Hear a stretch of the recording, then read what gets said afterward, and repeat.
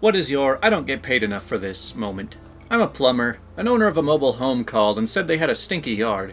I could smell it when I pulled up. The mobile home was new and had only been set up for about 8 months. While setting it up, someone didn't tighten a no-hub band on the toilet in the kids' bathroom. 8 months of flush toilets was all over the ground, under the home, and had just started being noticed outside. I told the homeowner to call the guy that set it up to come fix it. I wasn't crawling under there. Well, at least the perks of it, at least it's a mobile home, so maybe they could just pick it up and move it somewhere else, because it's essentially just one giant porta potty at this point. I worked at Circuit City when I was 17. I heard a noise of packaging being opened in the movie section. Found a guy crouched down, cutting open DVD boxes and stealing the discs. He looked at me, held the knife out, and said, "Got a problem?" I just replied, "I don't get paid enough for this," and backed off. I went to the back room of that warehouse area to call the manager to tell him what happened. Never could get a hold of anyone, so I just chilled in the warehouse area for half an hour to decompress. Yeah, it always seems like kind of a gamble whenever you buy, like, games or DVDs. Well, more so like if you're just buying on eBay, but you're like, it could be very easy for them to just sell you the empty case. When I was doing 90% of my boss's job in hopes of a full-time promotion that I had been promised for 3 years, and he took all the credit and told me my promotion wasn't in the budget. Man, that's not a story that ends with you just quitting. I expect you to go out in a blaze of glory from that one. I'm a public librarian. I was helping someone in the computer room, and turned to tell someone he needed to keep his exclamations at the video he was watching down. Just then, the woman I was helping leapt aside, because the man I was shushing pissed himself. It ran down onto the jacket he had tied around his waist, down the chair onto the ground. Turns out he'd snuck in alcohol and was totally blackout drunk.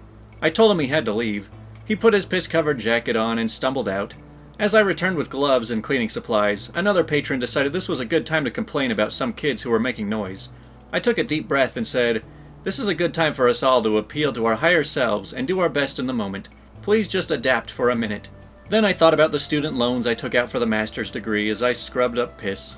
I mean, you can really never predict which jobs you're going to have where you're going to have to clean up pee. I mean, it could happen pretty much anywhere. I worked at a heating and air conditioning company doing bookkeeping. I was being trained by the company's accountant. If I made a mistake, the owner would literally scream at me full voice. I overheard him talking to his brother, and his brother had told him not to scream at me. The owner said, "You have to tear them down to build them up." I decided I wasn't going to take another day of his screaming after that. Hey, remember in my video like maybe a week or two ago when there was these job interviews that basically went like this?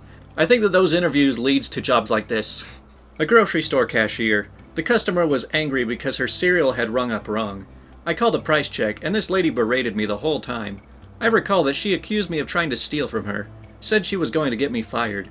I looked at her and said, "I make $7.25 per hour no matter how much you pay for this cereal, so I don't give a crap how this situation turns out." She stared at me in shock. The price check comes back saying the price scanned correctly, and silence. I said, "So do you want the cereal or not?" She said yes, and that was that. She did not complain to the manager. It's kind of funny when somebody's complaining, but you shut them up by telling them that you have it worse. But hey, I guess if it works. Man, I don't know if you can see this cat back here in the nest I made for her, but she's snoring pretty loud right now. Bagging groceries at a major supermarket. The manager came over to tell me that I needed to clean up the bathroom. An elderly gentleman fell off the toilet while pooping, and it was a literal crap show. Apparently I was the most qualified because I was 16. I was handed a broom and a dustpan. I kid you not, my reward for going above and beyond the Call of Duty? $5 in store coupons. Sometimes dreams really do come true. See, what did I tell you? Every job can be a poop cleaning job at some point. Especially if you're at the bottom of the food chain at that job. First day at the health department. I'm left at the reception desk alone while literally everyone else in the office went out to a farewell lunch for the person I was replacing. As I was on 90-day probation, wasn't licensed and badged, my pay was only $7.96 an hour. I'm sitting at reception, and some redneck comes in with the leaking garbage bag and drops it on my desk. It contains a newly beheaded javelina head. His buddy had been bitten, and it needed to be tested for rabies ASAP. I had no friggin' clue what to do with a leaking garbage bag of javelina head. He couldn't wait for others to return, so he left a number and split. Turns out, we don't do that sort of thing at the health department. The guy refused to come back. Okay, so I didn't know what a javelina was. I'm probably not even pronouncing it correctly. But I was expecting something sort of like a coyote, or maybe a hyena, but it seems like it's more just like a wild boar. So I guess you got a big pig head you gotta do something with. I used to work at the old country buffet, and there were kids who would come and eat until they threw up, like all the time. This one case that is seared into my mind was when I was once fixing up the salad bar, and I heard, "Billy, run!" scream from an ignorant parent, and then I see this 12-ish-year-old boy running to the bathroom. Only he didn't make it. An unholy amount of undigested red jello came exploded out of him like a freaking volcano all over the Caesar salad, the floor next to the cash register, and on about 5 or 6 diners waiting in line to get in. It looked like he had literally vomited his guts out in an arc about 10 feet in diameter.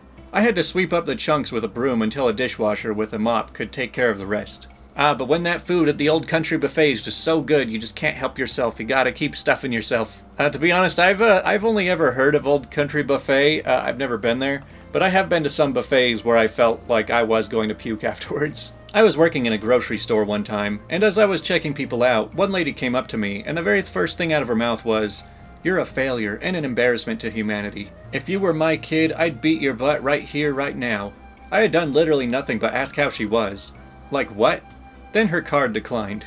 So does this person just go up to random people working low-wage jobs and tell them how disappointed she is in these strangers? I mean, maybe she should just stick to the self-checkout. I worked at Walmart for less than a month in 2009. I scanned a big box fan for a guy, and it didn't ring up. So I said, "I gotta do a price check on this. I apologize." The guy said, "It's $24.99, you freaking idiot." I stared at him for a moment, then reached up and turned my little register light off. Turned around, walked out to my car, and went home. Hey, I mean, out of the responses we've seen from stuff like this, I'd say that's a pretty reasonable one. I mean, it kind of just sounds like something that would happen in our cartoon. I used to work in a mall music store, back when that was a thing. There was a corporate policy to play new music regularly. You know, because that's the freaking thing you're trying to sell. My boss, every single day she worked, would play the entire Madonna album, Ray of Light. Hours of the same 8 freaking songs, for most of a year, until it was either go mad, commit murder, or bail. I bailed. The music franchise went under a little over a year later. I hold Madonna and my old boss responsible. I mean, Madonna aside, like, is there really any album out there that you would want to listen to on repeat every day you were at work? I worked at a retail store.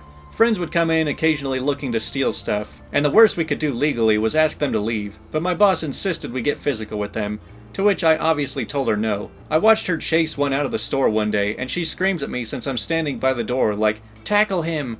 And I'm like, no. I mean, honestly, I think a lot of laws are way too lax about letting people just steal stuff. In a lot of other countries, getting tackled is probably a nice treatment. I have a mildly irrational fear of spiders. I was asked to clean out an old storage shed type building. It was covered in dust and a ton of these big black spiders, but a big enough space that I felt fine. Until my supervisor handed me a leaf blower and asked me to go through a back hallway with it. I opened the door to the hallway and it was cramped. Just tall enough to be a little over my height, and just wide enough for me to walk through it. Except there was no light, so it was pitch black, until I held up my phone flashlight and saw the largest mess of tangled webs filled to the absolute brim, with thousands of big black spiders. Straight up refused to walk down that thing, especially with a leaf blower. Like, no thanks, I don't want to create a spider tornado. My supervisor was irritated with me that I refused to do this, but I would rather be fired than walk through the arachnid hell hallway for $10 an hour. You should have just gone back and asked for a flamethrower. I mean, sure, it might burn the whole thing down, but at least you'll get rid of the spiders. Working in a grocery store meat department during Thanksgiving, when every third customer asks if you have any larger turkeys in the back, and insists you go back to the walk-in freezer and sift through multiple pallets of frozen turkeys for the 80th time today. Well, as everybody knows, the mysterious magical back of the store is just stacked to the ceiling with an infinite supply of perfect, completely untouched products. When a thick stream of sweat drained out of this girl's cell phone case, I had to explain to her that her phone had water damage and that she couldn't work out with her phone in her bra. All the while trying to be professional and not gag while cleaning the mess. I sold phones at Sprint. You know, I don't think I've ever sweated enough that I could, actually collect a pool of liquid. I'm sure it's very possible for other people, but that just seems a little crazy. I used to be a counselor at a methadone clinic. Had a client who was going to prison for slitting the throats of his ex-wife's beloved Rottweilers because I couldn't kill her and it was the best way to hurt her. The day he was supposed to go to prison, he showed up at the clinic, after dosing hours, demanding his dose. He was no longer on the clinic, so legally there was no way to do this. I stood behind the counter and tried to explain the situation to him. He grew more and more irate, then called his lawyer and put me on the phone with him. His lawyer explained dude didn't show up for prison, was now a fugitive, and had pulled a knife on his own sister in her car just outside my clinic. So, dude had a knife. Lawyer told me not to piss the dude off. He was violent and to call the cops. By this point, every other therapist and office worker had moseyed on out. So I told the lawyer thanks, hung up the phone, and moseyed out the front office and called the cops from the break room. Dude hopped over the counter and trashed the place and left. The boss asked why I didn't stay and make sure he didn't trash the place. I explained they paid me $10.50 an hour and refused my raise. I was the only man in the building and was left alone with an armed violent felon. Screw their stuff. I mean, wouldn't a place like that be kind of used to having psychos come in? Like, shouldn't they have, like, metal bars on the front desk? Fishmonger in a grocery store. We got a large number of lobster in, soft-shelled and already dying. So my manager decided we could at least sell their tails. Apparently lobsters don't really have a central nervous system, so when you sever the tails and pull their tails on ice, they freaking run away. So I had to chase these tails down because they've escaped into the rest of the display case, onto the floor, and hidden under our prep tables. Never again. Dang, lobsters are weird. Who knew their tails had a mind of their own? Working in a large chain retail store, come across a spot of crap in the toy aisle. Oh look, a mess for me to clean. And what's that over yonder? Another one not far away. Nice little trail of brown nuggets left behind and leading me on the worst scavenger hunt ever, all the way across the store to the bathrooms. What do I find waiting for me inside? The mothership turd, sitting proudly in a small heap on the floor in the corner, merely a few feet away from the actual, factual, functioning toilet. Turns out a kid was in the toy aisle with their parent and couldn't hold it any longer, followed by a mad dash to the bathroom. My supervisor literally said they felt bad for me, and I didn't get paid enough by corporate. Raise? No. $5 gift card? Yeah. Same place, also came in for a routine bathroom check, go into the stall and find crap on the wall. The strange part? It's at shoulder height and streaking down the wall like crap mascara from the stall crying after whatever it was had been done. I have no clue what happened, and to this very day I still like to imagine someone doing a handstand in this tiny stall and blasting a butt nugget against the wall. Well, you gotta give him credit, it was very poetically written. But man, how is it that some kids just haven't figured out how to control what's coming out of them, and so they just don't realize that it's time to go to the bathroom and they just lose lots of pieces as they run? Barista. Grabby customer grabs drink on the counter, tastes it, and says, "This isn't mine. I ordered a vanilla latte. This is also iced." I proceed to tell her that it's clearly not her drink she picked up then. I'm currently making Grabby's drink, then have to double back to make the previous drink for the customer it was originally intended for, again. I mean, I would say, are people really that clueless? But let's be honest, we've all been around people like this. I worked for a summer camp one year that was run by a stereotypically hippy-dippy organization. Now, I personally support this organization, but they had some ridiculous idea about how to discipline children, in that they didn't believe in discipline at all. No timeouts, no raising your voice, even just to be heard, no rewards to be earned or positive reinforcement, no loss of privileges, no warnings, no speaking to the parents about behavioral issues, nothing. Now, most of the kids were coming to this camp because their parents didn't have the means to send them to more expensive camps, and quite a lot of them had behavioral issues to start with. But none of the kids were monsters. In fact, they were all pretty great. They mostly just needed some understanding and solid boundaries. Unfortunately, with no discipline comes no boundaries, or at least no way to enforce boundaries, so the kids tended to run amok, and there wasn't a whole lot we as counselors could do. So I surreptitiously gave a few timeouts to some of the more wild kids, and guess what? Their behavior immediately improved, and I never had trouble with them again. In fact, they had a better time because they were constantly getting into fights with their friends. But I guess the higher-ups found out about it somehow and sat me down and talked about how you just need to talk to them, find out why they are behaving badly, and making them understand the correct way to behave. I knew why they were behaving badly, because the kids were in a place away from their parents with no rules and no discipline. They were seeing what they could get away with. In the end, I basically ignored the higher-ups. I wasn't getting paid enough to deal with kids all day without having any way of keeping a bit of control.